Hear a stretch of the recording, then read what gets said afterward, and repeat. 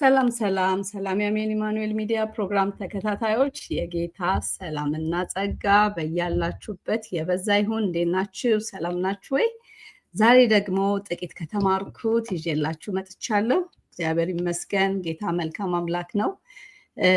የእግዚአብሔር መንፈስ እኛ ዝግጆች ከሆንን ከፈለግን ያስተምራል። እግዚአብሔር ይመስገን። ከእግዚአብሔር ቃል ከአንድ ወዳጄ ጋር ማጠናው የእግዚአብሔር ቃል ነበር ዲቮሽን። እና ያው ዲቮሽን ከተለያየ ሰው ጋር በተለያየ መልኩ ታደርጉት ትችላላችሁ። ከቤተሰብ ጋር ታደርጋላችሁ፣ ከጓደኞቻችሁ ጋር ታደርጋላችሁ፣ ከአገልግሎት አብረዋችሁ ከሚያገለግሉ ሰዎች ጋር እናደርጋለን። የእግዚአብሔር ቃል በአንድም በሌላም በተለያየ መልክ ብናጠናው አንዱ ክፍል እንኳን በጣም ብዙ ነገር ይወጣዋል እና በዚህ ወቅት ላይ በጋራ ከምናጠናው የመጽሐፍ ቅዱስ ክፍል አንደኛ ጴጥሮስ ላይ ያለው ምዕራፍ 4 ላይ በጣም የሚገርም ነገር ውስጥ የቀረ ለእኔ የተማርኩት ጥቂት ለእናንተ ደግሞ ሼር ባደርግ ይጠቅማል ብዬ አሰብኩኝ። ይህን ክፍል ሼር ሳረጋችሁ ብዙ ልናጠቃቅስ የምንችል የመጽሐፍ ቅዱስ ክፍሎች አሉ። ግን አሁን እዛ የምናጣቅስ የመጽሐፍ ቅዱስ ክፍል ውስጥ አልገባም። በዚህ በአንደኛ ጴጥሮስ ምዕራፍ 4 ላይ ባለው ቀጥተኛ በሆነው መልእክት ውስጥ ብቻ ነው የምናገረው። በቃ የተማርኩትን ከዚህ ክፍል ውስጥ ማለት ነው። እያንዳንዱ ይሄንን ክፍል ስታነቡት አንደኛ ጴጥሮስ ምዕራፍ 4ን ስታነቡት ወደ 19 ቁጥር አለው። ማጣቀስ የምንችላቸው ከብሉይ ኪዳን ከአዲስ ኪዳን ክፍሎች አሉት። ግን አሁን እንደዛ የሰፋ ነገር ውስጥ አይደለም። ለእናንተ እሱን እተዋለሁኝ። እናንተ ደግሞ እኔ ጥቂት የተማርኩትን ይዤ ስመጣ፣ እኔ የታዘብኩትን ይዤ ስመጣ፣ እኔ ቅምሻ ይዤ ስመጣ እናንተ ደግሞ ውስጣችሁ እንዳለው እግዚአብሔር እንዳስቀመጠው አቅም ልክ እያሰፋችሁት በጥቅስ እያሰፋችሁት ለሌላው መስጠት ትችላላችሁ። እና አንዳንድ ጊዜ እኔ የተማርኩት ለሌላው አይዲያ ሆኖ ሰፊ ሀሳብ ሆኖ ይዞት መሄድ የሚችል ሊሆን ስለሚችል ማለት ነው። እግዚአብሔር ይመስገን። ሙሉ ክፍሉን አነብና ዛሬ የምንነጋገርበትን ርዕስ እነግራችኋለሁ ማለት ነው። በጌታ በኢየሱስ ክርስቶስ ስም አነባለሁ። አንደኛ ጴጥሮስ ምዕራፍ 4ን ሙሉን ክፍል ነው የማነበው። እንግዲህ ከክርስቶስ በስጋ መከራን ስለተቀበለ እናንተም በዚሁ ዓላማ ታጥቃችሁ ተነሱ። ምክንያቱም በስጋው መከራን የሚቀበል ሰው ኃጢአትን ትቶ ከዚህም የተነሳ ከእንግዲህ በሚቀረው ምድራዊ ሕይወት እንደ እግዚአብሔር ፈቃድ እንጂ እንደ ስጋ ምኞት አይኖርም።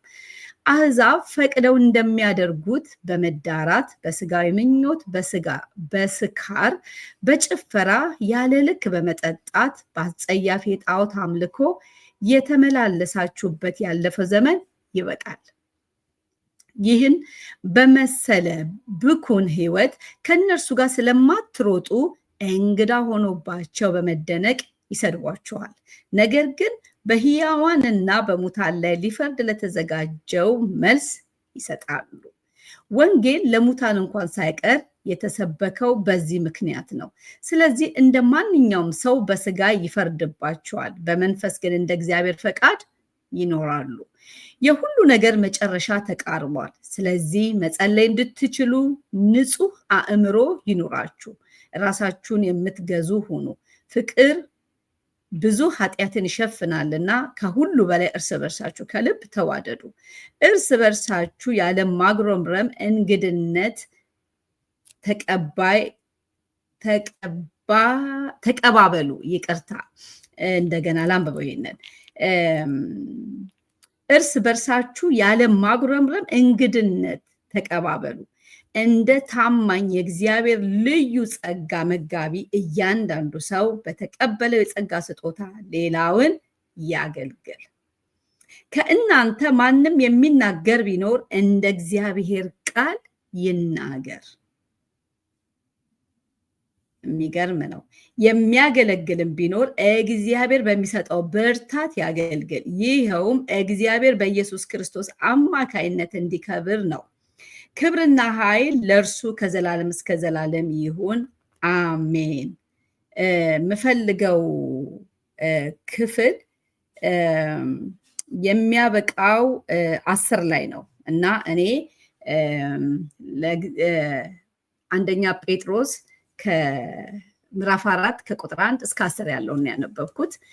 ሙሉ ክፍሉ የሚናገረው በጣም ሰፊ ነገር አለው፣ የሚገርም አለው።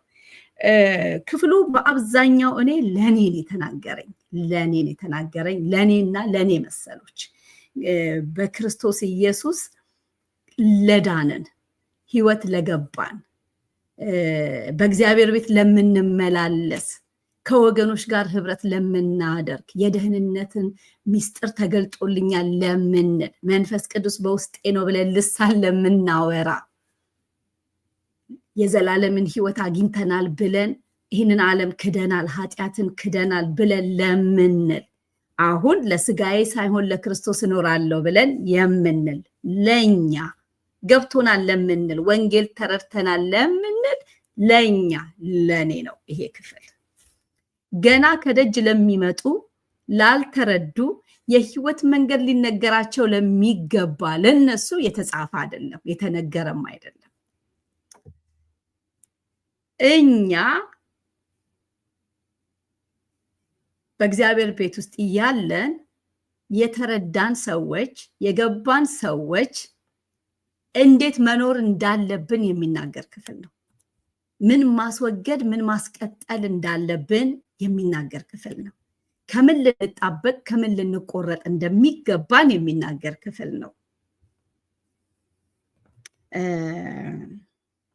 ስለዚህ ዛሬ ልናገርበት ያሰብኩት ርዕስ ከራሱ ከመጽሐፉ ስፔሻሊ ከአዲሱ ትርጉም የተወሰደ ራሱ ክፍሉ ምዕራፍ 4 አንደኛ ጴጥሮስ ምዕራፍ 4 ሲናገር ለእግዚአብሔር መኖር ብሎ ነው የሚናገረው እና ይሄ ክፍል እኔ በጣም ነው ቻሌንጅ ያደረገኝ።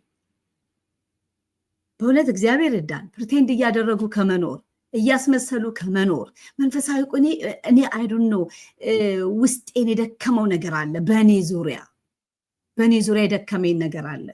በእኔ ዙሪያ ብቻ ደግሞ አይደለም፣ በእኔ ዙሪያ ስል እኔ በእኔ ህይወት ዙሪያ ሲቀጥል በእኔ አካባቢም ዙሪያ የሚሰለች ነገር አለ። ለእግዚአብሔር እየኖርኩ ነው ወይ ብለን መጠየቅ ስንጀምር እየኖርን እንዳልሆነ የሚያሳይ ነገር የሆነ ነገር እናገኛለን። ደስ የሚለው ነገር መጠየቅ መቻል ነው። መጠየቅ ስንችል ማስወገድ እንችላለን። ወይ እንግዲህ ምናልባት እኔ ለእግዚአብሔር እየኖርኩ ነውን ብሎ መጠየቅ ጥሩ ነው። እየኖርኩ ነው ብሎ እየኖሩ በቃ እኔ ለእግዚአብሔር እየኖርኩ ነው ብሎ በድንዛዜ ውስጥ ከመሆን ከበብዙ ጥፋት ውስጥ ከመሆን ኢቭን መልካም እየሰራን መልካም ሩጫ እየሮጥን ሌሎችም ስለኛ ሲናገሩ ዋው በቃ ህይወቷ የሚሉት ነገር በእርግጥ ኖሮ እኛ ግን ከእግዚአብሔር ጋር እርግጠኞች እየሆንን መሄድ ጌታ ሆይ እኔ ካንተ ጋር እየሄድኩኝ ነው ለአንተ እየኖርኩ ነው በእርግጥ ብሎ መጠየቅ አትራፊ ነው። ለምን ቢባል እንደ ሰው በተዋረደ ምድር በወደቀ ምድር በረከሰ ምድር ስለምንኖር ሁሉ ጊዜ የሚያግዝ ጸጋም ቢኖር ከዚህ ጸጋ ፈንገጥ የምንልበት በሐሳብ በእይታ በንግግር በተለያየ መንገድ ስላለ የሆነ ኖር ሆነን እኔ እንደው ካንተ ጋር ነኝን እያልን ቼክ ስናደርግ ቅርጻችንን የሚያሳምር ጥቆማ ይመጣል። ያልሆንበትን ነገር ያሳየናል። ያልሄድንበትን መንገድ ያሳየናል።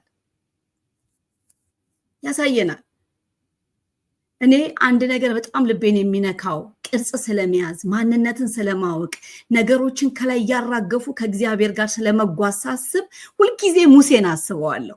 ሙሴ ትዝ ካላችሁ የአማቶቹን በጎች ወይም ደግሞ ከብቶች ይዞ በእግዚአብሔር ተራራ ላይ በተገኘ ጊዜ ከጽድቁ የተነሳ ባልሆነ ከሱ ትጋት የተነሳ ባልሆነ ወይም ደግሞ ከሱ ብርታት የተነሳ ባልሆነ እግዚአብሔር በሱ ላይ ካቀደው እቅድ የተነሳ እግዚአብሔር ሙሴ በእናቱ ሆድ ሲጓደድ በእስራኤልና በግብፃውያን መካከል በሱ የተነሳ በሱ ተጠቅሞ ምን እንደሚሰራ እግዚአብሔር ያውቅ ስለነበረ ሙሴ ወደዚህ ዓለም የመጣው በምንም አይነት ሁኔታ ቢሆን ድካሙን ሳይጠቀም ሳይከለክለው ብርታቱ ነው ደግሞ ያመጣው በማይባልበት ህይወት ውስጥ እግዚአብሔር ሙሴን ሊስብበት የሚችልበትን ነገር በዛ ተራራ ላይ ያደረገ ስበት ፈጠረ። እኔ አንዳንድ ጊዜ ሳስበው እግዚአብሔር እየሰራው ነው። ብዙዎች እንደዛ ይናገራሉ። ከፈርዖን ቤት ከወጣ በኋላ ሙሴ 40 ዓመት የተሰራበት ዘመን ነው እያሉ ሲናገሩ ሰምቻለሁ። ግን እዚህ ጋር ደግሞ የሆነውን ነገር ስታዩ ስለተሰራና ስላለቀ የሆንን ብዬ ሳስብ አንዳንድ ጊዜ እግዚአብሔር ዓላማውን ነው የሚመለከተው። በእኛ ላይ የተናገረውን ነገር ሊሰራ አምኖ የተናገረውን ነገር ነው እግዚአብሔር የሚያየው ብዬ እንዳስብ ያደርገኛል። ስለዚህ ምን አደረገ እግዚአብሔር? ሙሴን ወደሱ የሚያስጠጋበትን ነገር ምናልባት ባህሪው ሙሴ ጠያቂ፣ ተመራማሪ፣ ነገሮች እንዴት ሆኑ ለምን ሆኑ የሚል ይሆን እላለሁ። ቁጥቋጦው ይነዳል ግን አይቃጠልም። ስለዚህ ስለምን አይቃጠልም ብሎ ለማየት ተጠጋ። ምናልባት ይሄ ሰው ተመራማሪ ይሆን በባህሪው?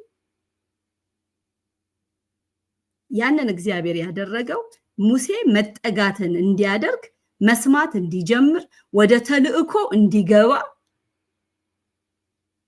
እግዚአብሔር የዕለት ኑሮን በሚኖርበት ስፍራ፣ የዕለት ተግባሩን የዕለት ስራውን በሚሰራበት ስፍራ ቁጥቋጦ እንዲቃጠል አደረገ፣ እንዲነዳ አደረገ፣ ደግሞ እንዳይቃጠል አደረገ።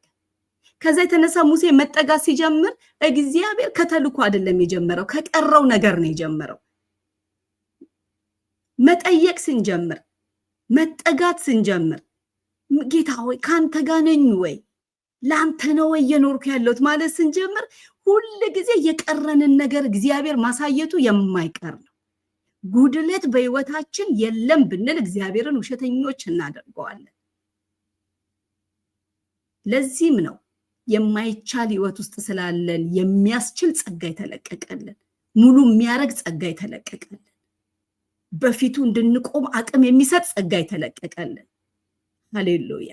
ስለዚህ በዚህ ክፍል በአንደኛ ጴጥሮስ ለእግዚአብሔር መኖር የሚለውን ርዕስ ሰጥቶ ይሄን ክፍል ሲያስቀምጠው በእርግጥ ራሴን እንድጠይቅ አድርጎኛል።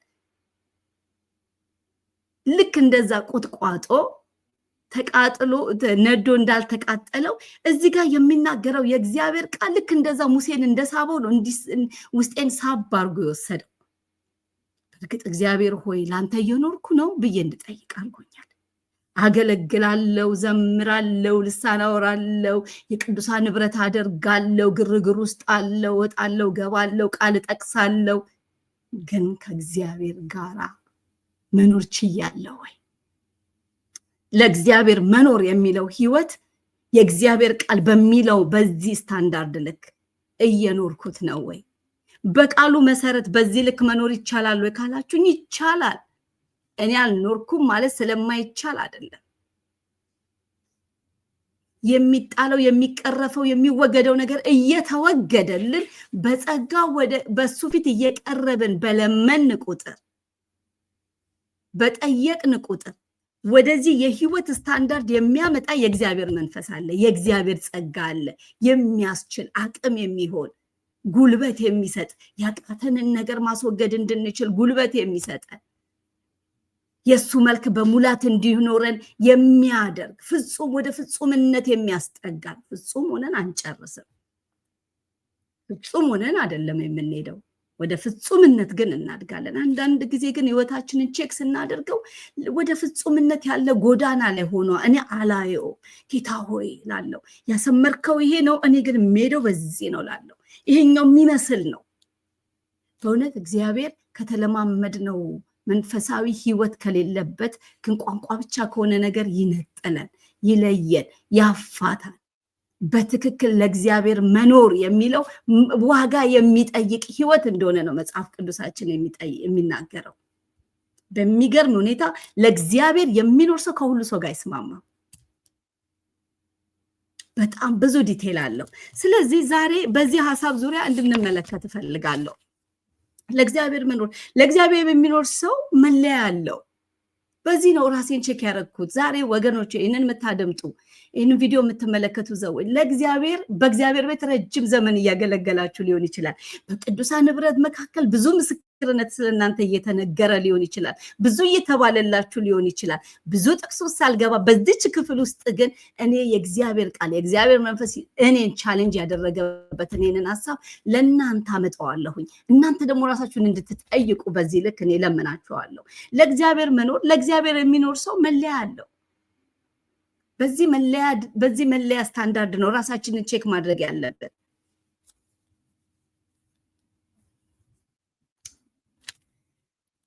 በመጀመሪያው ክፍል ላይ እንደዚህ ይላል፣ እንግዲህ ክርስቶስ በስጋው መከራን ስለተቀበለ እናንተ በዚሁ ዓላማ ታጥቃችሁ ተነሱ ካለ በኋላ ምክንያቱም በስጋው መከራን የሚቀበል ሰው ኃጢአትን ትቷል ይላል። ለእግዚአብሔር የሚኖር ሰው መለያው ኃጢአትን ይተዋል። ይሄ የኤሌመንተሪ ነው፣ ረቂቅ ምን እያልሽ ነው ልትሉኝ ትችላላችሁ። ግን ዛሬ በእውነት በጣም በጣም ከሚባለው በላይ በእግዚአብሔር ቤት ውስጥ በውጭ ካለው ይልቅ በእግዚአብሔር ቤት ውስጥ የሚደረገው አመፅ፣ እግዚአብሔርን እናምናለን የሚሉ ሰዎች የሚያደርጉት አመፅ ከኔ ጨምሮ በጣም የከፋ ነው። እኛ ጋርና ውጭ ያለው ልዩነቱ እኛ ጋር መንፈሳዊ ቋንቋ አለው፣ መንፈሳዊ ልባስ አለው፣ መጽሐፍ ቅዱስ ጥቅስ ልባስ አለው፣ የዝማሬ ልባስ አለው፣ የልሳን ልባስ አለው።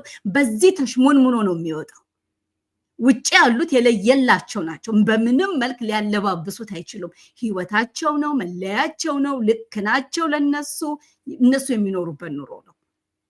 እኛ ግን በእግዚአብሔር ቤት ውስጥ በመንፈሳዊ ልባስ ውስጥ ተደግፈን የምንሄድ ሰዎች የምናደርገው ነገር ልክ የሚመስለው በመንፈሳዊ ሽፋኑ ስላስቀመጥነው ነው። ዛሬ ግን በዚህ ቃል ስናየው ለእግዚአብሔር የሚኖር ሰው መለያ ኃጢአትን ይተዋል። ኃጢአትን ይተዋል። እንግዲህ ክርስቶስ በስጋው መከራን ስለተቀበለ እናንተም በዚሁ ዓላማ ታጥቃችሁ ተነሱ። በምን? በስጋው መከራን ስለተቀበለ። በዚህ ዓላማ ክርስቶስ ኢየሱስ በስጋው ላይ የተቀበለው መከራ ምናልባት ሄደን አንሰቀል ይሆናል። ግን ጥምቀት ስንወስድ ምን ብለናል? ከክርስቶስ ኢየሱስ ጋር ሞቼ ዓለምን ክጄ ስጋዬን ክጄ ለህያው ህይወት ህያው ለሆነው ተነስቻለሁ እንላለን። ስለዚህ ምን እንላለን? ያ ሙት የሆነውን ቀብረን ህያው የሆነው ከክርስቶስ ጋር ተነስቷል እንላለን። ግን የምንኖረው ህይወት ህያው ሆኖ የተነሳ ሰው ህይወት አይደለም። ኃጢአትን ያልካደ ነው። አንደበታችን ኃጢአትን አልካደም። አስተሳሰባችን ኃጢአትን አልካደም። በአስተሳሰባችን ክፉ ነን፣ በአነጋገራችን ክፉ ነን፣ በአካሄዳችን ክፉ ነን። አሁን ሁሉን ነገር እንተው። ሰው እኔ አንድ ነገር ለራሴ ላለሁኝ፣ እኔ ለእግዚአብሔር መታመን ከቻልኩኝ፣ ለእግዚአብሔር መኖር ከቻልኩኝ ጎኔ ላለው ሰው ችግር አልሆነም። ሰው ከእግዚአብሔር ጋር ያለው ግንኙነት ትክክል እየመሰለው ግን ትክክል ሳይሆን ሲቀር ነው በዙሪያው ካለው ጋር ችግር የሚሆነው። አሁን ግን ትልቁ ነገር ለእግዚአብሔር የሚኖር ሰው መለያ ኃጢአትን ምን ይላል? ይተዋል።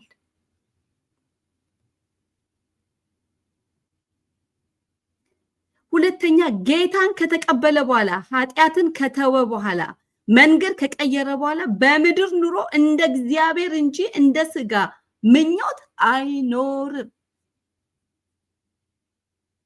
ለስጋ ሐሳብ ለስጋ ምኞት መኖር ጥል ነው፣ የተጠላ ነው።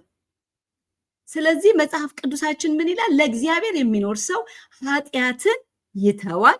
እዚሁ ላይ አለ የመጀመሪያ እንግዲህ ክርስቶስ በስጋ መከራን ስለተቀበለ እናንተ በዚሁ ዓላማ ታጥቃችሁ ተነሱ ካለ በኋላ ምክንያቱም በስጋ መከራን የሚቀበል ሰው ኃጢአትን ትቷል፣ ኃጢአትን ይተዋል ማለት ነው። ከዛ በኋላ ደግሞ ከዚህም የተነሳ ከእንግዲህ የሚቀረው ምድራዊ ህይወት እንደ እግዚአብሔር ፈቃድ እንጂ እንደ ስጋ ምኞት አይኖርም። ለስጋ መኖር ስንጀምር ወገኖቼ እናስታውቃለን። በስጋ ፈቃዱ ስንመላለስ እናስታውቃለን። ለእግዚአብሔር ሳይሆን የምንኖረው ለሰው ነው የምንኖረው። ደግሞ የሚገርመው ነገር ከእግዚአብሔር ኑሯችንን ከእግዚአብሔር ጋር አድርገን ሳንጀምር ስንቀር እግዚአብሔርን ለማስደሰት እግዚአብሔርን ለመምሰል ከዚህ ሳንጀምር ስንቀር ሰውን ለማስደሰት ለሰው ለመኖር እግዚአብሔርን ከመምሰል ይልቅ ሰውን ለመምሰል ስንፈልግ አይሳካም። በዙሪያችንም አካባቢያችን ሁሉ ሾክ ነው የሚሆነው። ስለዚህ ምን ይላል መጽሐፍ ቅዱሳችን? ኃጢአትን ይተዋል። እሱ ብቻ አይደለም፣ በምድር የሚኖረው ኑሮ እንደ እግዚአብሔር ፈቃድ እንጂ እንደ ስጋ ምኞት አይደለም። ለስጋው ፈቃድ አይሰጥም፣ የስጋን ምኞት አይፈጽምም። በሶስተኛ ደረጃ ደግሞ ሌሎች ፈቅደው እንደሚሆኑት አይሆንም። ሌሎች ፈቅደው የሚሆኑት አለ። መጽሐፍ ቅዱሳችን ላይ ከዚህ የተነሳ ከእንግዲህ በሚቀረው ምድራዊ ህይወት እንደ እግዚአብሔር ፈቃድ እንጂ እንደ ስጋ ምኞት አይኖርም። አህዛብ ይላል ፈቅደው እንደሚያደርጉት መዳራት፣ ስጋዊ ምኞት፣ በስካር፣ በጭፈራ፣ ያለ ልክ በመጠጣት፣ በአጸያፍ የጣዖት አምልኮ የተመላለሳችሁበት ያለፈው ዘመን ይበቃል።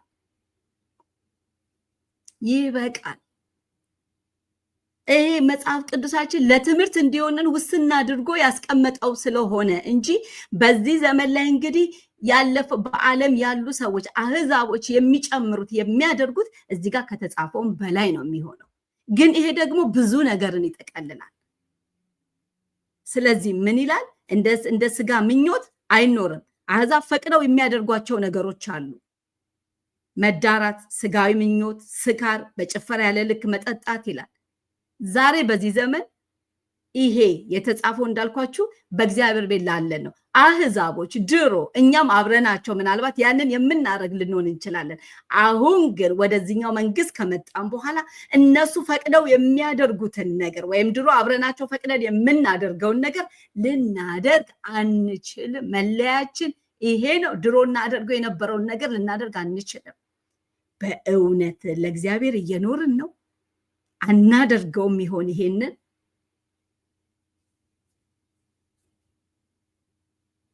አንዳንድ ጊዜ አንዳንድ አገልጋዮች ሲናገሩ ሰማለሁ። መቼም እኛ መካከል የሚጠጣ ያለ አይመስለኝም፣ እኛ መካከል የሚሰክር ያለ አይመስለኝም፣ የሚያመነዝርም ያለ አይመስለኝም፣ በእኛ መካከል እንደ ስጋ ምኞት በቃ አላደለ መዳራት የሚያደርግ ያለ አይመስለኝም ብለው ስጋዊ ምኞት ውስጥ ያለ አይመስለኝም ብለው ሲሉ ሪሊ ባይበዛ እኛ ሰፈር ባይበዛ የእግዚአብሔር ጸጋ እየሸፈነን የእግዚአብሔር ምሕረት እድል የሚሰጥ ጌታ ነገ ትመለሳለች፣ ነገ ትተዋለች፣ ነገ ትመጣለች። እግዚአብሔር እድል የሚሰጥ አምላክ ስለሆነ ነገሮችን እየከደነልን መጣን እንጂ ሪሊ በእግዚአብሔር ቤት ውስጥ ይሄ የለም። እያገለገለ የሚያመነዝር የለም። እያገለገለ የሚዳራ የለም።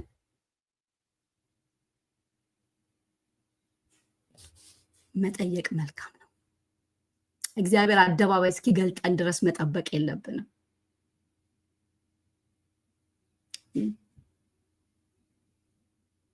ይሄ ክፍል ግን ለእግዚአብሔር መኖር፣ ለእግዚአብሔር የሚኖር ሰው መለያው ይሄ ነው ይላል። ራስን መጠየቅ ጥሩ ነው ወገኖቼ። እግዚአብሔር ሆይ ካንተ ጋር እየኖርክ ነው? ዛሬ በሐሳብ ምንድን ነው የምዳራው? ዛሬ በምንድን ነው እያመነዘርኩብክ ያለሁት? ሐሳቤ በምንድን ነው ያልተቀደሰው? እንደ ስጋ ፈቃድ የኖርኩበት ነገር ምንድን ነው? በእርግጥ ሁለንተናዬ የተገዛ ነው ወይ ላንተ? ሰዎች አንዳንዴ መዳራት ስንል ወይም ሲባል ወንድና ሴትን ብቻ ያመጡታል። በትክክል አንደኛውና አንደኛው ትልቁ አንዱ እሱ ነው። ግን በእግዚአብሔር ላይ ደግሞ የምንዳራበት ብዙ ነገር አለ፣ የምናመነዝርበት ብዙ ነገር አለ። ግን ያኛው ደግሞ ሃይላይት የሚደረግበት ነው። በእግዚአብሔር ቤት ውስጥ ተሁን አይደረግም ቢባል የማይታመን በጣም ብዙ ጸያፍ ነገር እየሰማን ያለንበት ጊዜ ነው። ስለዚህ የእግዚአብሔር ቃል የሚለው እውነት ነው። የትላንትናውን በዓለም ሆኖ ሲደረግ የነበረ ነገር ዛሬ ደግሞ በመንፈሳዊ ልባስ አይደረግም በማሰብ ሞኝነት ነው። ይልቁኑ ጠጋ ብሎ እግዚአብሔርን መጠየቅ ተጣብቆን ያለውን ነገር እንዲወልቅልን ያደርጋል፣ ያሳየናል። አልሸነፍ ያለ ብልት እንዴት ማሸነፍ እንደሚቻል እግዚአብሔር ያሳያል። አልገዛ ያለ ብልት፣ አልገዛ ያለ ፍላጎት፣ አልገዛ ያለ ምኞትን እግዚአብሔር እንዴት አድርጎ መገዛት እንደሚችል ያሳያል፣ አቅም ይሰጣል። የማይገዛ ብልት የለም፣ የማይገዛ ሐሳብ የለም፣ የማይገዛ ማንነት የለም። ዋናው ነገር ግን እግዚአብሔር የሚጠጋውን ይፈልጋል፣ የሚጠይቀውን ይፈልጋል። በፊቱ ብሎ ነው ይሄ ያስቸግሮኛል እግዚአብሔር ሆይ ብሎ ነገሩን ወደ እግዚአብሔር የሚያመጣውን ይፈልጋል እግዚአብሔር። ብዙ ጊዜ ስብከቶቻችን ውጭ ላሉት ብቻ ነው የሚሆነው። ትምህርቶቻችን ውጭ ላሉት ነው። በውስጥ ላለ ነውስ እያሉ ከመሞት እግዚአብሔር ይታደገን። ትልልቅ ስም ይዘን ትልቅ ነቢያት ተብለን፣ ሐዋርያት ተብለን፣ ፓስተር ተብለን፣ ወንጌላዊ ተብለን ለእግዚአብሔር የሚኖር ህይወት ከሌለን ግን ምን ያደርግልናል? በሰማይ በእግዚአብሔር ፊት በስሙ የሚመጣ ምንም ነገር የለም። ፓስተር ስለሆንን፣ ወንጌላውያን ስለሆንን፣ ነቢያት ስለሆንን፣ ሐዋርያት ስለሆንን በዚህ ስም የሚመጣ የሚከፈት በር የለንም። ክርስቶስ ኢየሱስ የሚያውቀን በራሱ ብቻ ነው፣ በአገልግሎታችን አይደለም። በአገልግሎት ስም ባለን በዛ በታይትሉ አይደለም፣ በምንጠራበት ስም አይደለም የምንታወቅ፣ ለሱ በመኖራችን ነው የምንታወቅ። በእውነት ለእግዚአብሔር መኖር ይሁንልን በእውነት። በአራተኛ ደረጃ ያለፈውን የተዉትን ህይወት ዛሬ ደግመው አይኖሩም ይላል። ያው በእግዚአብሔር ቤት ስንመላለስ በዓለም የነበረውን ህይወት ዓለማዊነት ኢቭን ራሱ እንኳን በዓለም ኖረን ባናውቅ ሄደን ዓለማዊነትን ባናውቅ ግን ደግሞ ድሮ ዓለማዊ ባንሆንም በዓለም ያለውን ሐሳብ በእግዚአብሔር ቤት ውስጥ ይዞ የመኖር ነገር አለ። እኔ ያደግኩት በእግዚአብሔር ቤት ስለሆነ ብዙ መንፈሳዊ ስትራግሎች አሁን በጣም እየገቡኝ መጥተዋል። እንደው ከገቡኝ ነገር ሊረዳ ስለሚችል ለምታደምጡ ልንገራችሁ። ስፔሻሊ ልጆች ላላችሁ በእግዚአብሔር ቤት ውስጥ የሚኖሩ ልጆቻችሁ በቤተ ክርስቲያን አካባቢ ጌታ ረድቷቸው ሽር ጉድ የሚሉ ልጆቻችሁ፣ አንዳንዶቻችሁ ደግሞ ልጆቻችሁ ርቀው የሄዱ ቢኖሩ በጣም የሚገርመው የሚጸለይላቸው በጣም በብዙ የሚጸለይላቸው ርቀው የሄዱት ናቸው። ጠፍተዋል ተብሎ ይታሰባሉ። ስላደግኩበት ነው የምነግራችሁ። እኔ በዓለም ያለውን ህይወት አላውቀው፣ በእግዚአብሔር ቤት ውስጥ ነው ያደግኩት። አይኔን ስከፍት የማውቀው የእግዚአብሔርን ቤት፣ የእግዚአብሔርን መድረክ፣ የእግዚአብሔርን ህዝብ፣ ቤታችን ውስጥ የማውቀው ጸሎት ነው፣ ዝማሬ ነው የማውቀው፣ ጾም ጸሎት ነው የማውቀው። ግን የሚገርመው ነገር ርቀው ለሄዱ አብረን አድገን ወደ ዓለም ለሄዱ ሲለቀስል ሲጮ መልሳቸው ሲባል አስታውሳለሁ። እኛ በእግዚአብሔር ቤት ውስጥ ተቀምጠን ዓለም ላይ ብዙ ነገር የቀረብን የሚመስለን ደግሞ ነበረን። ቤተክርስቲያን ውስጥ እያንጎዳጎደን ቤተክርስቲያን ውስጥ ሽር ጉድ እያልን እያገለገልን ግን ዓለም ጋር የቀረ እኔ አብሮኝ የነበሩትን ሁሉ ሰብስቤ እዚህ ጋር ባልን ስለራሴ ላውራ፣ ዓለም ጋር የቀረብኝ ያለ ነገር ይመስለኝ ነበር። ዓለም ጋር ያላየሁት፣ ያልሰማሁት፣ ያልነካሁት፣ ያልደረስኩበት ግን የቀረብኝ ነገር እንዳለና እንደተበደልኩ ይመስለኝ ነበር። ዓለማዊ ምኞት የሚለው መጽሐፍ ቅዱስ። ስለዚህ እኔ ምን ስትራግል ውስጥ እንዳለው ማንም የሚያውቅልኝ የለም። ርቀው የሄዱት ግን ይነባላቸዋል፣ ይጸለይላቸዋል። እና እግዚአብሔር በሚገርም ኢንካውንተር እግዚአብሔር በለጋ ዕድሜ ተገናኘ እና ያንን ሐሳብ አተነነው ከውስጤ አወጣ። ለኔ ግን ዕውቀት ሆነልኝ። ልጆቼ በጌታ ቤት ተወለዱ። እግዚአብሔር ለኔ እድል እንደሰጠኝ እነሱንም ደግሞ በእግዚአብሔር ቤት እንዳሳደግ እድል ሰጠኝ። ግን ስለዘመሩ፣ ስላገለገሉ፣ ስለወጡና ስለገቡ አልሸወድም። ያ ማለት ከእግዚአብሔር ጋር መኖር የሚለውን ህይወት አግኝተውታል የሚለውን ጥያቄ ከማንሳት አልቦዝንም። ርቀው ለሄዱት ለለየላቸው ብቻ ሳይሆን የሚጸለይላቸው ውስጥም ላሉ በምን አይነት ሐሳብና በምን አይነት ስትራግል ሊሆኑ እንደሚችሉ ስለማናውቅ በእግዚአብሔር ቤት ውስጥ ተቀምጠው ባዶ ሊሆኑ ስለሚችሉ ዓለምን ጎትተው ማምጣት ቸርች ውስጥ ስለሚፈለግ ኦር ደግሞ ውጭ ላይ የቀረባቸው ነገር እንዳለ በማሰብ ውስጣቸው ባለማዊ ምኞት ሊቃጠል ስለሚችል ውስጥም ላሉት መጸለይ ያለባቸው። በጣም ነው የገረመኝ ይሄ በቃ ሲገባኝ ባይዘው ጠቀመኝ፣ ለልጆቼ ጠቀመኝ። ብዙ በእግዚአብሔር ቤት ልጆቻቸውን ለሚያሳድጉ ለሚያደምጡኝ እናገራለሁ፣ ሚዲያ ላይ በመጣው ቁጥር እናገራለሁ። ስለዚህ ያለፈውን ህይወት ዛሬ ደግሞ አይኖሩትም። ምን ማለት ነው? ቤተክርስቲያን ውስጥ ናቸው፣ እያገለገሉ ነው፣ ግን ያለፈውን ትተውት የመጡትን በዓለም ሳለ የነበረውን ህይወት እዚህ ጋር መንፈሳዊ ልባስ አላብሰውት በአክቲቪቲ ውስጥ ራሳቸውን ሰውረው አይኖሩ። ለእግዚአብሔር የሚኖር ሰው እንዲህ አይነት መለያ የለው። እውነተኛ መገዛት ነው የሚገዛው። እውነተኛ መተው ነው የሚተወው። እውነተኛ መጣበቅ ነው የሚጣበቀው። እሱ ብቻ አይደለም፣ በእርግጥ ለእግዚአብሔር እየኖርኩ ነው ብሎ ይጠይቃል። እርግጠኛ መሆን ይፈልጋል ከጌታ ጋር። የቀረውን ሁሉ ጊዜ እያየ እያስወገደ እለት እለት በመንፈስ እየተሞላ ይሄንን ምድር ይሄንን ስጋውን እያሸነፈ መኖር ይናፍቃል እንጂ በልባስ ውጭ ያለውን አምጥቶ ራሱን ሌላውን እየሸወደ ስጋውን እዚህም በዓለም እንዳለ ደስታን እየፈጠረ ለተመልካች አገልጋይ መስሎ አይኖርም። በእውነት ዛሬ በእንዲህ አይነት ውሸት ውስጥ ያላችሁ በእግዚአብሔር ቤት የምትንጎዳጎዱ ሰዎች በእውነት እነግራችኋለሁ፣ ለእግዚአብሔር እየኖራችሁ አይደለም። ስለዚህ ዛሬ ቀን ሳለ ቆም ብላችሁ ለእግዚአብሔር እየኖርኩኝ ነው ወይ ብላችሁ ጠይቁ።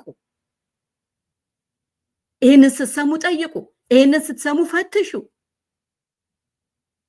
የእግዚአብሔር መንፈስ ያሳያችኋል። እግዚአብሔር እያላችሁ ያለው እድል አለ ነው። ዛሬም እየሄዳችሁበት ካለ መንገድ ዛሬም እያስመሰላችሁ ሽፋን ልባስ አድርጋችሁ ነገር ግን ትላንት የምትኖሩትን ኑሮ በእግዚአብሔር ቤት እየኖራችሁ ካለ ልታስወግዱት፣ ልትመለሱ፣ ከእግዚአብሔር ጋር ከእግዚአብሔር ሐሳብ ጋር ልትስማሙ፣ የስጋችሁን ፈቃድ ልታስወግዱ፣ ለእግዚአብሔር ልትኖሩ እድል ነው እያለ ነው ጌታ። የእግዚአብሔር ቃል ወደኛ ሲመጣ ከዚህ በላይ ትንቢት የለም። ከዚህ በላይ ባይዘው የእግዚአብሔር ቃል ሲመጣ ጸጋ መጣ ማለት ነው።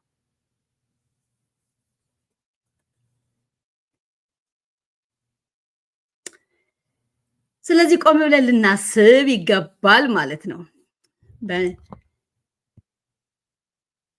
ለእግዚአብሔር የሚኖር ሰው መለያው ይሄ ነው ካልን ለእግዚአብሔር የሚኖር ሰው በሌሎች ዘንድ ደግሞ ያለው ነገር ምንድን ነው? የመጀመሪያው ትላንትና እንኖረው የነበረው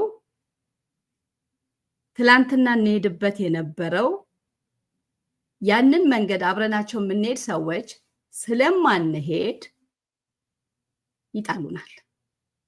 መለያው ያ ነው።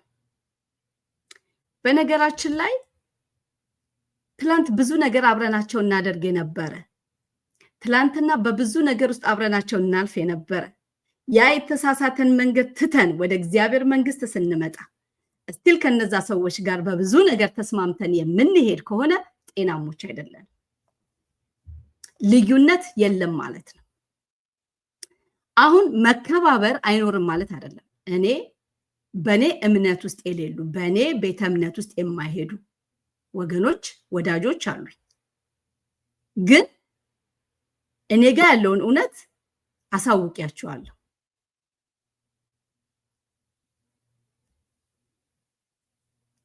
የማያልፉት ባውንደሪ አለ። የማልስማማበት ነገር እንዳለ የሚያውቁት አለ። የማልስማማበት ነገር አለ። እንስፈን ቢሉ አልስማማም። እንጠጣ ቢሉ አልስማማም። እንማ ቢሉ አንስማማም።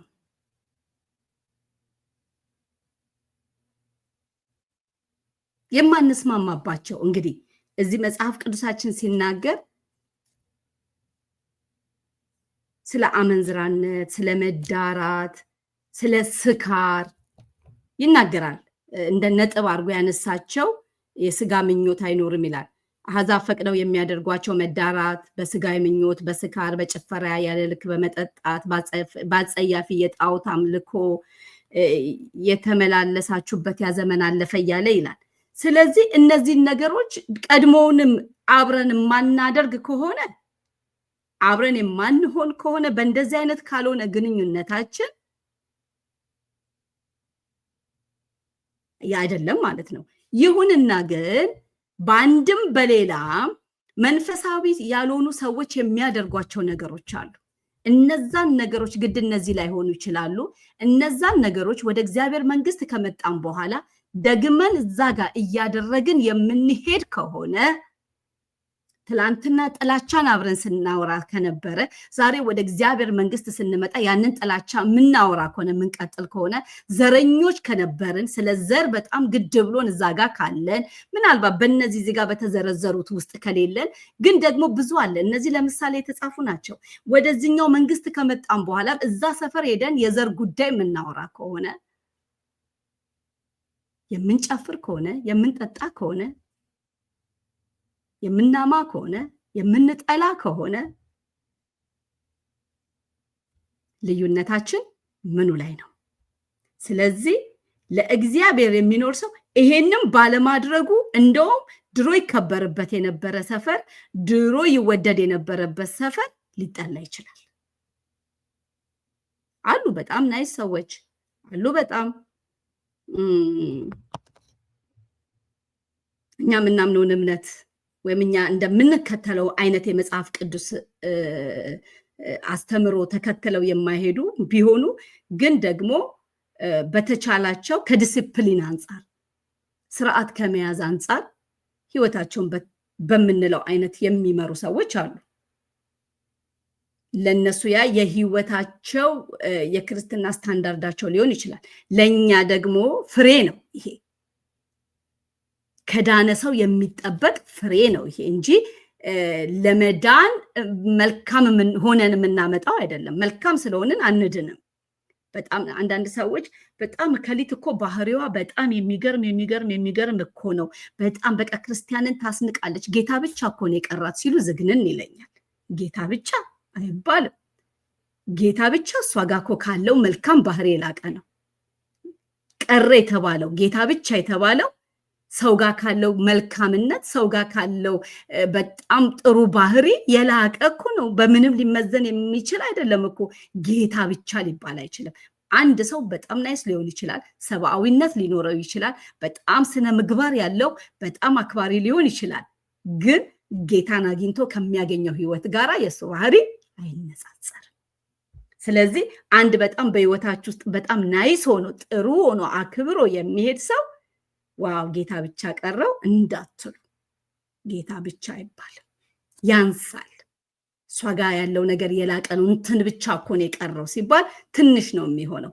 ማንም ሰው ጋር ካለው የትኛውም ትህትና፣ የትኛውም መልካምነት፣ የትኛውም ለጋስነት፣ የትኛውም ትጋት፣ የትኛውም በሉኝ ክርስቶስን ከማውጋት አይነጻጸርም። ስለዚህ አሁን እኛ ክርስቶስ ትልቅ ወደ ህይወታችን ከገባ በኋላ የቀረን ይሄ ብቻ ነው እየተባባልን ነው። መወገድ ያለበት ማፍራት ያለብን በዚህ ህይወት ላይ ያለ ለእግዚአብሔር የሚኖር ሰው በክርስቶስ ኢየሱስ አምኖ ድኖ ለእግዚአብሔር ነው የምኖረው የሚል ሰው እነዚህን ነገሮች አስወግዶ መጨመር የሚገባው መጨመር አለበት እየተባባል ነው። እና አንዳንድ ጊዜ እንዳይዛባብን እንዳይጋጭብን እንትና እኮ በጣም አሪፍ ናት፣ እሷ ጋር እኮ ምንም የሚጎድል ነገር የለም፣ ተከባብሬ ነው የምኖረው። በትክክል ልክ ነው፣ እሱን አይደለም እያልኩ ያለው። ግን ትላንት የምንሆናቸው ሁኔታዎች ካሉ ዛሬ ለእግዚአብሔር መኖር በሚባለው የህይወት ህግ ውስጥ ከገባን፣ የህይወት ስርዓት ውስጥ ከገባን እዛ ጋር ልዩነት ሊፈጠር ግድ ነው። መጽሐፍ ቅዱሳችን ያንን ይለናል። ስለዚህ ለእግዚአብሔር የሚኖር ሰው በሌሎች ዘንድ የቀደመውን ነገር ኑሮ ስለማያደርግ ስለማይኖር አንመቻቸውም። በቃ አልፎ ጸብ፣ ቁጣ፣ ስድብ ሊኖር ይችላል። ለዚህ ደግሞ የእግዚአብሔር ቃል ሲናገር ስለሚሉ ስለ የትኛውም ነገር መልስ ይሰጡበታል ይላል። በመቀጠል ምን ይላል መጽሐፍ ቅዱስ? ለእግዚአብሔር የሚኖር ሰው በሌሎች ዘንድ አክብሩኝ፣ አድርጉ፣ እንዲሁኑ ብሎ አይሞግትም። ህይወቱን ነው የሚኖረው። የተሰጠውን ህይወት፣ የገባውን ህይወት። ለራሱ ተከራካሪ አይደለም። ስለራሱ አያብራራ። ሊያብራራ ከተገባው ወደዛ ማንነት ያመጣውን ያንን ህይወት ያጋራል እንጂ እኔ ማለት ብሎ አይጀምር። እኔ ማለት ብሎ ካለ እንዳንተና እንዳንቺ ኃጢአተኛ ነበርኩኝ፣ እንዳንተና እንዳንቺ አሁን ያላችሁበትን ልክ ብላችሁ የያዛችሁትን መንገድ ይዤ ነበር የሚሄደው። ኢየሱስ የሚባል ድንቅ አምላክ ገብቶ በህይወቴ ለወጠኝ ብሎ ይህንን ጌታ ያስተዋውቃል እንጂ እንዴት ተነካው? የተነካውማ የተነካሽውማ መንገድ ቀይረሽ ነው። ስለዚህ ይሄ አላስፈላጊ መግባባቶች፣ አላስፈላጊ መዋሃዶች፣ አላስፈላጊ ከትላንትናው ማንነታችን ጋራ ተቀላቅለንም ስንኖር ምንም አይነት ቻሌንጅ ከሌለ በጣም በጣም ራሳችንን ልንጠይቅ፣ መስማማታችን እስከምን እንደሆነ ልናውቅ፣ ልንመረምር ይገባል። በመቀጠል ለእግዚአብሔር መኖር የሚለውን ታዲያ እንዴት እንኖር? እንዴት እንኖር? ለእግዚአብሔር እንዴት ነው በቃ የምንኖረው? በዚሁ በአንደኛው ጴጥሮስ ምዕራፍ 4 ላይ ወደ መጨረሻው ክፍል ስንመጣ ቁጥር 7 አካባቢ የሁሉ ነገር መጨረሻ ተቃርቧል፣ ስለዚህ መጸለይ እንድትችሉ ንቁ አእምሮ ይኑራችሁ ይላል። በኤፌሶን 5 ላይ ይመስለኛል ንቁ ይላል። ባለጋራችሁ ክፍሉን ባነበው ራሱ በጣም ደስ ይለኛል። እኔ በጣም የምወደው ክፍል ነው እሱ ክፍል። ሁል ጊዜ ሳነበው ምን አደከማችሁ በቃ አዳዲስ ነገር ነው የማገኝበት። ሁል ጊዜ እደነቃለሁ። ብዙ ጥቅስ አጣቅሼ ማንበብ አልፈለኩኝም፣ እንደዛ ብያችኋለሁ። ምክንያቱም እያንዳንዱን ሐሳብ ከመጽሐፍ ቅዱስ ጥቅስ እያጣቀስኩ ባመጣ ረጅም ሰዓት ነው የሚወስድብን። ምን ይላል ኤፌሶን 5 ላይ? ልክ ነኝ። ኤፌሶን 5:15 ላይ እንግዲህ ጥበብ እንደሌላቸው ሳይሆን እንደ ጥበበኞች እንዴት እንደምትኖሩ ተጠንቀቁ ይልና ቀኖቹ ክፉዎች ናቸውና ዘመኑን ዋጁ።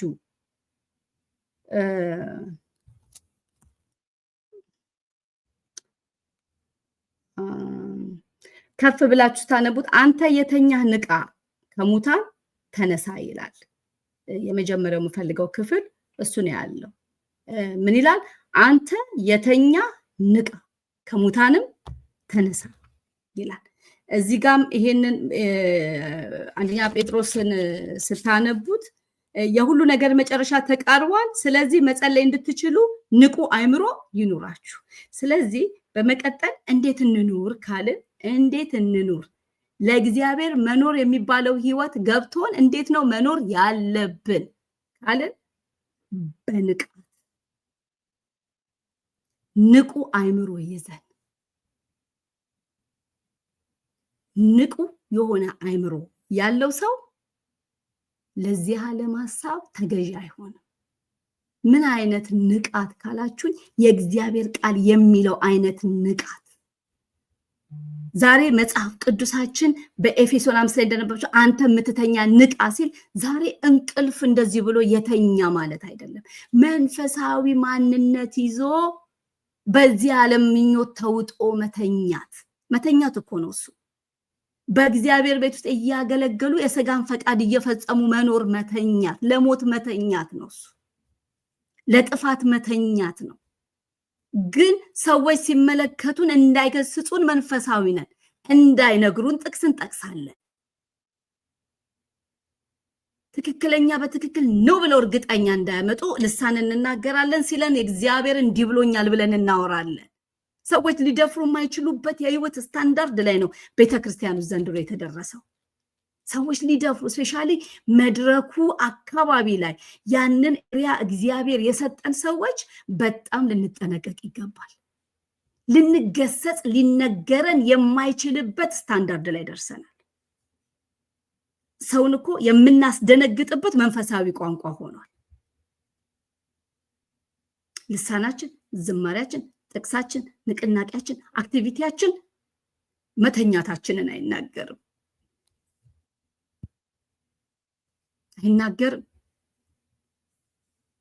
በስጋ ሐሳብ ውስጥ መደንዘዛችንን አይናገርም። እግዚአብሔር አይናቸውን የከፈተ የልቦናቸው አይኖች የበሩ ጉባኤ ውስጥ ተቀምጠው በሚሆነው ነገር አይደመሙ፣ ድንዛዜውን ስለሚያዩት። አስደንጋጭ ነው፣ አስፈሪ ነው።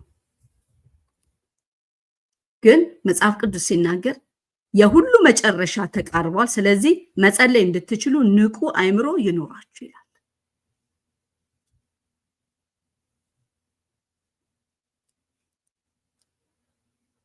ራሳችሁንም የምትገዙ ሁኑ ይላል።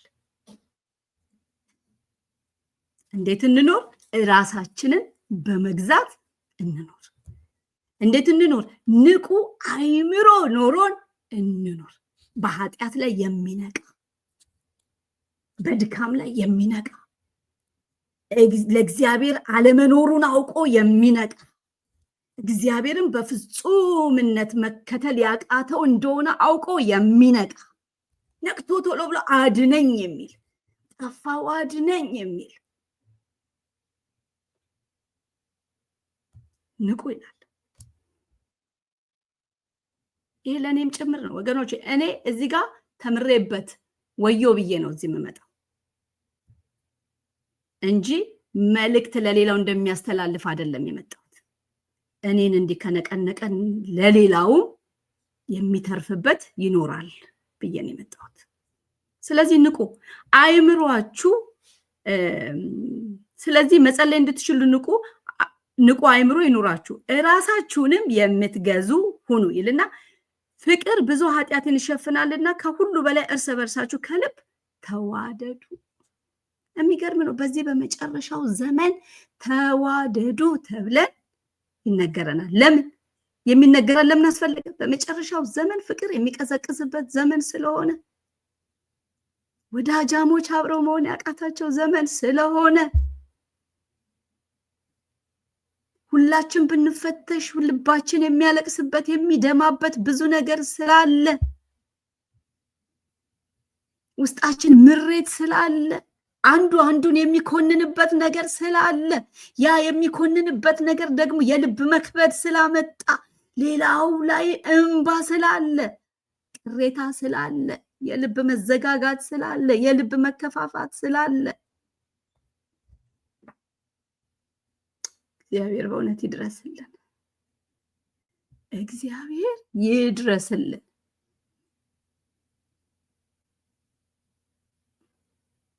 ፍቅር ምን ይላል? ብዙ ኃጢአትን ይሸፍናልና። ብዙ ኃጢአትን ይሸፍናል።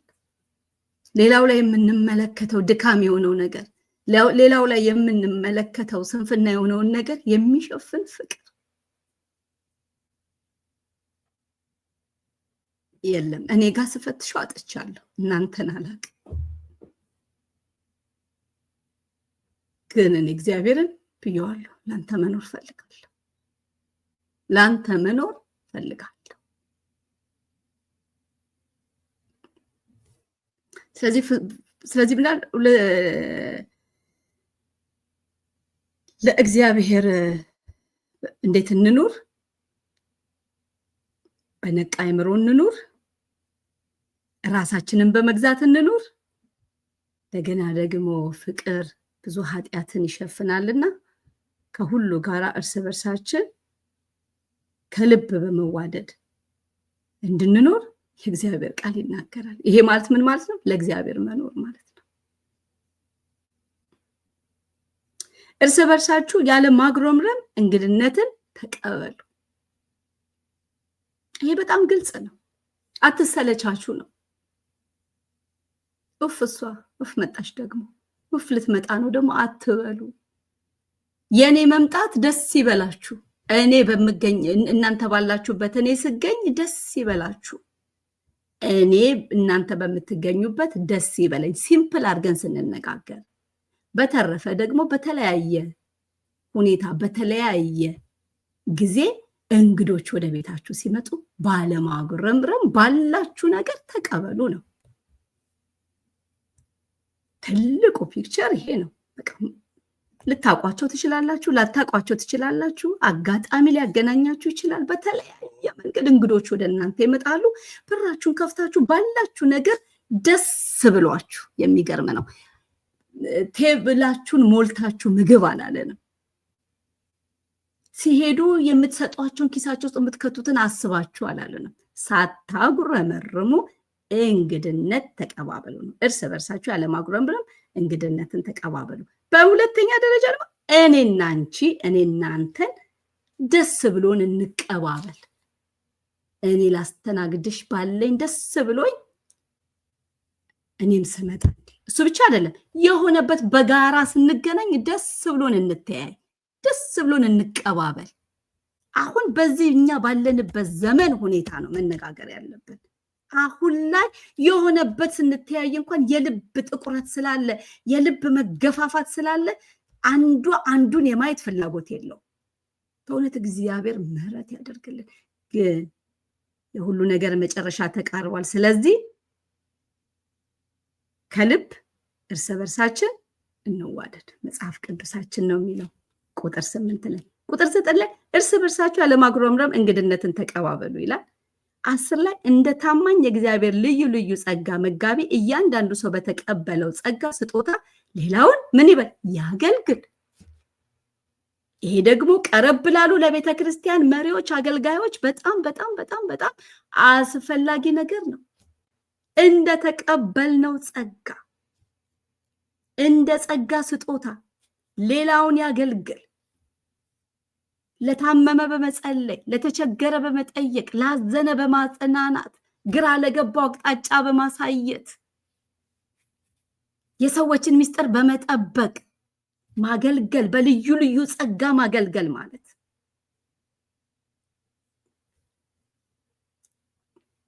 የጸጋ ስጦታ ሌላውን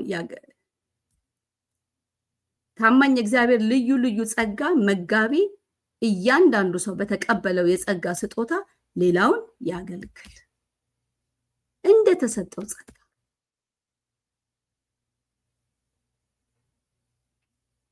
ይሄ አብዛኛውን ለምእመን ነው ብዬ አላምንም። ምእመንም በዚህ ውስጥ መካተት ቢኖርበትም ይሄ ግን አብዛኛው በቤተ ክርስቲያን ውስጥ ፖዚሽን ይዘው ለተቀመጡ ቦታ ላላቸው በልዩ ልዩ ጸጋችን ነው ብለው ለተቀመጡ ነው። ይሄ ዘመን ግን ስልቹነት ያለበት ድካም ያልንበት መስፈርት ያወጣንበት አልፎ ለመሄድ የተቸገርንበት ነው። ግን እግዚአብሔር ጸጋ ሰጥቶን በቤተ ክርስቲያን ውስጥ እያገለገልን ያለ ሰዎች ይሄ ጸጋ አቅም የሚሰጥ ከኛ ልምት ከሆንበት ነገር በላይ ሊያደርገን የሚችል ለሌላው መድኃኒት ሆኖ መገለጥ የሚፈልግ ነገር ስለሆነ ውስጣችን እግዚአብሔር ያኖረው ያስቀመጥነውን ገደብ አንስተን ልንደርስለት ለሚገባው እንዳለበት የችግር አይነት መገኘት ይኖርብናል። ማድሎ ሳይኖር ልናደምጠው የተገባውን አድምጠን፣ ልንታገስ የሚገባውን ታግሰን፣ ልንጸልይለት የሚገባውን ጸልየን፣ ልንመክረው የሚገባውን ጸልየን ተቀብለን መክረን፣ ጀስት ማድመጥ ብቻ የሚያስፈልገንን ብዙ ንግግር የማያስፈልገውን በማድመጥ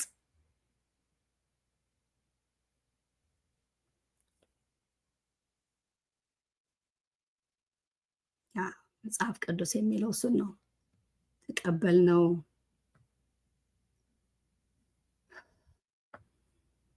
እንደ ታማኝ የእግዚአብሔር ልዩ ጸጋ መጋቢ እያንዳንዱ ሰው በተቀበለው የጸጋ ስጦታ ሌላውን ያገልግል ይላል እና ጌታ በእውነት ያግዘን። ከናንተ ማንም የሚናገር ቢኖር እንደ እግዚአብሔር ቃል ይናገር።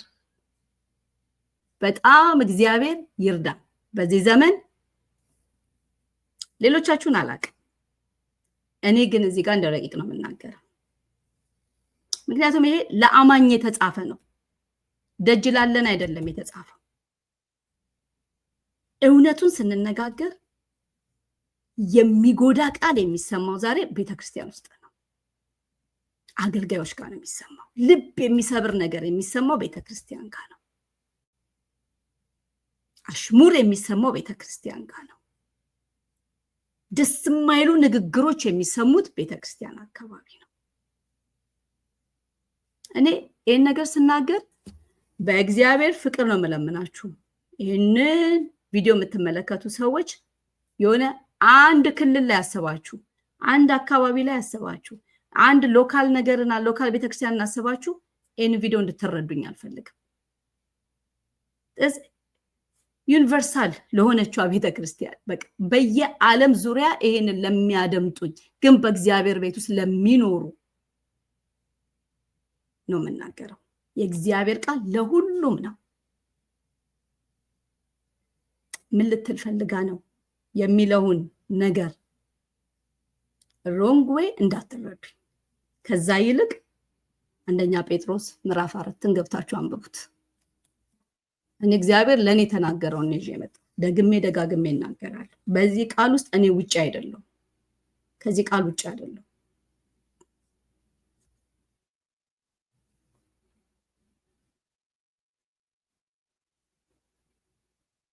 ስለዚህ ከናንተ ማንም የሚናገር ቢኖር እንደ እግዚአብሔር ቃል ይናገር። ንግግር ባይዘወይ በጣም በጣም በጣም በጣም ጥንቃቄ የሚፈልግ ግን ደግሞ በእግዚአብሔር ቤት ውስጥ ያ ልምምድ የጠፋበት ንግግራችን የሐሳባችን ውጤት ነው። በእርግጥ ሐሳባችን ጋር የሚገራ ነገር ስለማይኖረን ብዙ ጊዜ እንደፈለግን ተናግረን ሰዎች ይጎዳሉ። ራስን መጠየቅ ስለማንወድ ዙሪያችንን አየት አድርገን ምን እየሆነ ነው ማለት ብናረግ እንኳን ያለውን ነገር እውቅና መስጠት ስለማንፈልግ ይሄ የብዙዎቻችን የአብዛኞቻችን እዚህ ሚዲያ ላይ እንደሚሰራ ሰው በደንብ ያደኩበት ህብረተሰብም ስለሆነ የኛ የአበሾች ኤርትራውያንና ኢትዮጵያኖች ባህሪ ነው። ጥፋት መስማት አንፈልግም። ከሰማን ደግሞ አጋጣሚ ተፈጥሮ ከሰማን መቀበል አንፈልግም። ምክንያት ነው የምንሰጠው፣ ለጥፋት ምክንያት ነው የምንሰጠው እንጂ እዚህ ጋር ጥፍቻለሁ፣ እዚህ ጋር ስህተት ተናግሬያለሁ ይቅርታ አይደለም የምንለው። ይሄ ትልቅ ከተባለው እስከ ትንሽ ድረስ ያለ ችግር ነው። በጣም ልንሰራበት የሚገባ ሁላችንም ራሳችን ላይ ልንሰራበት የሚገባ ችግር ተመጥቶ ሲነገረን ንግግርህ ልክ አይደለም፣ ንግግርሽ ልክ አይደለም፣ በንግግርሽ አዝኛለሁ፣ በንግግርህ ተጎድቻለሁ ተብሎ ሲነገረን ለንግግሩ ሪዝን ነው የምንሰጠው። እንዲያልኩት እኮ እንዲህ ስለሆነ ነው እንጂ ሳይሆን ነው እንጂ የምንለው በዚህ ንግግሬ አዘንሽ እንዴ ይቅርታ፣ ምናልባት ያዘንከው እንደው እኔ ባሰብኩት መንገድ አልተረዳው ሆኖ ሊሆን ይችላል፣ ይቅርታ አድርግልኝ ስለተፈጠረው ጉዳት፣ ግን እኮ ልል የፈለኩት ይሄን ነው አይደለም የምንለው። እንደዚህ አልከኝ በንግግር ተጎዳው ስንል ወይ ኖ ኖ ኖ ኖ ኖ እኔ እንደሱ አላልኩም ብለን እንደመድም እንትን እንላለን፣ እናስቀይራለን። ወይም ደግሞ እኔ እኮ ልል የፈለኩት ይሄ ነው ብለን ቁስለኛውን ቁስሉን ሳናክም እዛው ላይ እንደራረበበታለንና ንግግር በጣም ከባድ እንደሆነ በቤተክርስቲያን ውስጥ ያለን ሰዎች በጣም አልተረዳ። የእግዚአብሔር ቃል ግን ስንናገር እንደ እግዚአብሔር ቃል እንድንናገር፣ የእግዚአብሔር ቃል ምንድን ነው የሚለው? ለአንደበታችን ጠባቂ አኑረን እንድንናገር፣ የተመረጡ ቃላቶች እንድንናገር፣ ምላሳችን ልንቆጥበው ልንይዘው የሚገባ እሳት እንደሆነ፣ የፍጥረትን ሩጫ የሚገታ እንደሆነ። አሁን እንዲህ ሲባል ሁል ጊዜ ሐሜት ወሬ ብቻ ብለን እናስ አይደለም። በቤተ ክርስቲያን ውስጥ ስንገናኝ የምንለዋወጠው ንግግር፣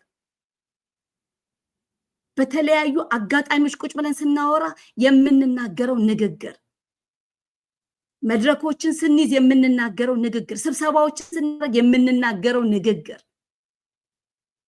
አንድ ላይ እንደሆነን ቁጭ ብለን ስናወራ የምንናገረው ንግግር በጣም ከባድ ነው። በጣም ልናስቅ ይሄንን ብዙ የመጽሐፍ ቅዱስ ክፍልን እያወጣን መናገር እንችላለን። ግን በዚህ በመጽሐፍ ቅዱሳችን በአንደኛ ጴጥሮስ ምዕራፍ 4 መሰረት ለእግዚአብሔር መኖር በሚለው ሐሳብ መሰረት እንዴት እንኑር ሲል አንደኛው ንግግራችንን እንደ እግዚአብሔር ቃል በማድረግ ወሬዎቻችንን እንደ እግዚአብሔር ቃል በማድረግ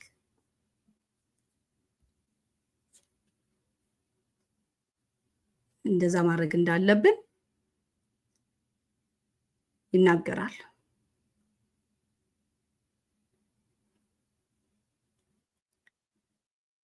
ወደ መጨረሻው እየመጣውኝ ነው።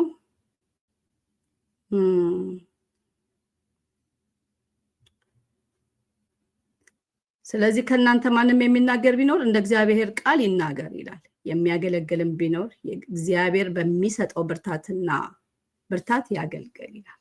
ሲናገር እንደ እግዚአብሔር ቃል ይናገር፣ ሲያገለግል ደግሞ እግዚአብሔር በሰጠው ጸጋና ኃይል ያገልግል እንጂ ብርታቴ ነው፣ አቅሜ ነው፣ ዝግጅቴ ነው ጥሩ ነው ባይዘወይ እኔ የአገልግሎት ዝግጅት አምናለሁ። ለአገልግሎት መሰጠትን አምናለሁ። ለአገልግሎት ጊዜን ማመቻቸት አምናለሁ። ትኩረትን መስጠት አምናለሁ። መጸለይን አምናለሁ።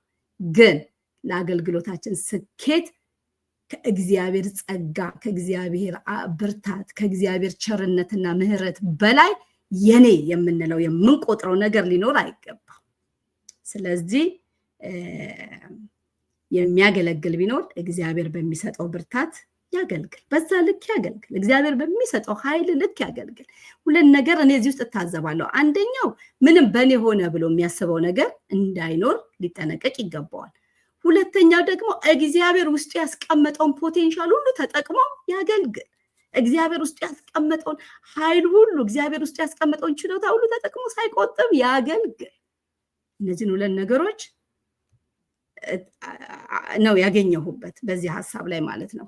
ስለዚህ ወገኖቼ እንግዲህ ለእግዚአብሔር መኖር በሚለው ሐሳብ ስር ለእግዚአብሔር የሚኖር ሰው መለያው ምንድን ነው? እንዲሁም ደግሞ ለእግዚአብሔር የሚኖር ሰው በሌሎች ዘንድ እንዴት ነው የሚኖረው ከሌሎች ጋራ የሚለውን አይተናል። እንደገና ደግሞ በሶስተኛ ደረጃ በመቀጠል ለእግዚአብሔር መኖር የሚለውን ታዲያ እንዴት እንኑር፣ አሁን እንዴት እንኑር የሚለውን አይተናል። ስለዚህ እነዚህ ሐሳቦች፣ እነዚህ ነጥቦች እርግጠኛ ነኝ እንደሚጠቅሟችሁ፣ እንደሚረዳችሁ እርግጠኛ ነኝ። ከዚህ ውስጥ ደግሞ እናንተ የተሻለ የበረታ ሌሎችንም ደግሞ ሐሳቦች አካታችሁበት እንደምታወጡ ለሌሎች ደግሞ በስፋት እንደምታደርሱ አምናለሁ። በሌላ ሐሳብ በሌላ ደግሞ እግዚአብሔር በሚያስተምረኝ መልኩ የተማርኩት ቢሆን እንዲሁም ደግሞ ቅምሻ ቢሆን እንዲሁም ደግሞ የታዘብኩት ነገር ቢኖር እንዲሁም ደግሞ ከሌሎች እንግዳ ጋር የማደርጋቸው ፕሮግራሞች ሁሉ ራሱን ጠብቆ እንግዲህ ይዤላችሁ እመጣለሁ ማለት ነው። በተረፈ የቻናሌ ቤተሰብ ያልሆናችሁ ሰዎች ሰብስክራይብ እያደረጋችሁ ቪዲዮን ብትመለከቱ በጣም ደስ ይለኛል። ቤተሰብ ትሆናላችሁ። ሰብስክራይብ ስታደርጉ የደውሏን ምልክት መንካት አትርሱ። እንደዚህ አይነት አዳዲስ ቪዲዮዎች ስለቅ ፈጥነው ወደ እናንተ ይመጣሉ ማለት ነው። ላይክ እና ሼር ስታደርጉ ለሌሎች በፍጥነት ተደራሽ ይሆናል ቪዲዮዬ፣ ቻናሌም ያድጋል። እንግዲህ አብረን ነው የምናገለግለው የእግዚአብሔርን መንግስት። ስለዚህ ይሄንን በማድረግ አብራችሁኝ እንድትሰሩ አብራችሁኝ እንድትጓዙ ጠይቃለሁ። እግዚአብሔር አምላክ ይባርካችሁ። በሌላ ጊዜ እንገናኛለን። ቸር ይግጠመን። ሻሎም